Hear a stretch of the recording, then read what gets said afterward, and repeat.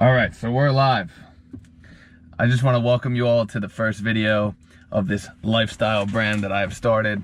And we are doing today a review of my 2015 Audi S4. And honestly, I will say this is one of my favorite cars that I've driven. And it is stick shift, which I do love. And not many cars are made in stick shift anymore because now it's 2018. And that whole process and, stick shift thing has kind of been done away with. Everybody does the whole automatic thing. So I just want to let everybody know some specs on the car. It comes stock 333 horsepower to the crank, not wheel horsepower. It's a beautiful car, beautiful interior. I have the two-tone red and black seating. It's a custom color, Nardo gray. Audi made the RS7, I believe, the R8 and the RS5, as well as now the RS3. The only cars you can get this color on. My particular car was a custom order. It's an S4. They didn't make the color for this model, but I got it from the factory. So I will say thank you, Audi, for doing that for me, because now they discontinued doing that for any other models of cars. So we'll just do a startup right here. It's a push to start. No keys. So let's just go for a quick little spin around the block. So I've driven this car for about 3 years now. I do love driving stick shift. I do love the functionality of it. It's a very comfortable ride. Audi did a great job. I think they made their Quattro system. It really drives like it's on rails, almost like a train. It's comfortable, it's sporty. It has just about everything that you need to be happy with as a daily driver, especially for a daily driver. Some things that I really do like about this car, how everything is directly in front of me. I believe the integration system is better now in the new model because they redid the whole car. This is the last year before they did that. I truly believe that the back seat is pretty spacious. If you're below 6 feet flat, if you're like if I were to sit back there, I'm 6'2". If I were to sit back there, it's a little iffy for me. Granted, I never sit in the back of my own car, but let's say you had children or a family, you could easily fit people back there comfortably. So, some features that I really do like about this car and some features that I really don't like about this car. One of the things is this car is super comfortable. I think it drives great. That being said, I did deck this car out, did some upgrades, I did stage 2 on it, so that would be air intake, full exhaust system. I tuned it, I lowered it with coilovers on it, so that's springs, just so everybody knows. And then as well as that, I did high performance wheels and tires. So the car is pretty much done up. It's nowhere near stock. So I will say that the comfortability after I did that went down. It became way more aggressive, way more sporty. And that's what I wanted. Sometimes I regret doing it when I'm driving on the highway and I hit some bumps and it's just super uncomfortable. But here right now, like, this is the good parts. So, like I said, with these upgrades that I have, for those people that know about cars, for those people who don't, I'll give you the breakdown here. So, my car came with 333 horsepower to the crank, right? So that's crank horsepower, not wheel horsepower, which is what car people say. The wheel horsepower is what people go by.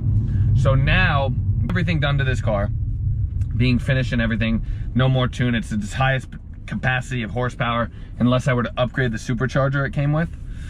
This is a V6 supercharged car. It's a 3.0 liter V6 with a supercharger, no turbo. The new one has a turbo, this one has a supercharger. The only way for me to get more horsepower out of this car would be to upgrade the supercharger at this point in time, which I'm not doing because that would just be too much money and too insane. I don't need all that power. But now I have 400 horsepower to the wheel, which it estimates somewhere around almost 500 horsepower to the crank. Around 475 to the crank. So I gained over 100 plus horsepower doing everything I have to the car, making it lighter with the high performance wheels, everything along those lines. So it is a really fast car. It's super fun to drive. It's enjoyable. I love driving stick shift. I don't have a short shift kit on it or anything. I think the gearbox is pretty nice. That being said, the interior is dope. I love the red. I love the seats. They're comfortable. I used to have a Mini Cooper John Cooper Works GP. and that had Recaro racing seats, and they were Alcantara. Those were comfortable as well, but sometimes long periods of time they didn't recline back and forth, so it would get a little stiff in that sense, and it was just a little bit rougher of a ride in that car. I think that's what it had to do with. But this car is honestly top 5 daily drivers. If I were to have like a car. It has its ups and downs, especially with the upgrades. It's comfortable at times, and then when you hit a pothole or like a little bump, it can be very rough, very aggressive. So going over the whole interior, I will say it's a beautiful design. It's classy, elegant, nothing too extravagant. Like BMW is also one of the simplistic interiors. Mercedes is known to have more of their high-end interiors, more driver-friendly and very excessive and bougie for that matter. This car, the comfortability in the driver's seat, it grips you in, the seat holds you, you just want to go. I have the Bang & Olufsen speakers in here with the satellite radio and everything like that. It really is a good quality car. I love Audi. They do a fine job in engineering. There you go, you can hear that. But I will say some of the issues I've had came from because of my upgrade. So like, for example, my exhaust system, it's a Miltech full exhaust from Miltech, and I drove it throughout the winter, and for some reason the exhaust was making some weird rattling noises, and it was because the weld cracked. So people always say anything from aftermarket companies isn't meant to be on the car, which is 100% true. But I really do love the sound of this exhaust note. You can hear it right here a little bit. And I just think it sounds great, but they fixed it for free. They redid the weld, they sent them a new piece, and I have no complaints to Miltech. But I will say that the aftermarket aspect, when you do anything aftermarket to your car, you're looking at having some issues somewhere down the line. It may not be anything drastic, but there's something that can happen when you upgrade the car and not leave it to its stock setting. But who wants to leave it stock when you can have fun and make it faster? So I will say that. So right now we're on the highway. I'm trying to keep it under 100 miles an hour because there's a cop. Well, I passed a cop and there was a cop up in front of me. So I'm not going too fast right now, but you know, I'm just cruising around, comfortable drive. Like I said, on the highway, it drives like it's on rails. Just don't hit any bumps. With the stock suspension that it did have, it was perfect. That's what I will say. I wanted a more aggressive drive. I wanted to hit turns. I wanted to drift, even though all-wheel drive cars can't drift. We'll touch on the exterior very soon. I'm pulling over onto the side of the road in a little bit, and I'm gonna go over how I feel about the design of the whole exterior of this car. Audi is known for their S-lines having the chrome mirrors, which this car does have, but I will tell you my opinion on what I think about the chrome mirrors with this color and this body shape. For now, we're gonna do a little rip skis. Let's get a little action going. I don't know if some of you guys wanna hear some exhaust note footage, so here's some exhaust note footage for you. Please enjoy that.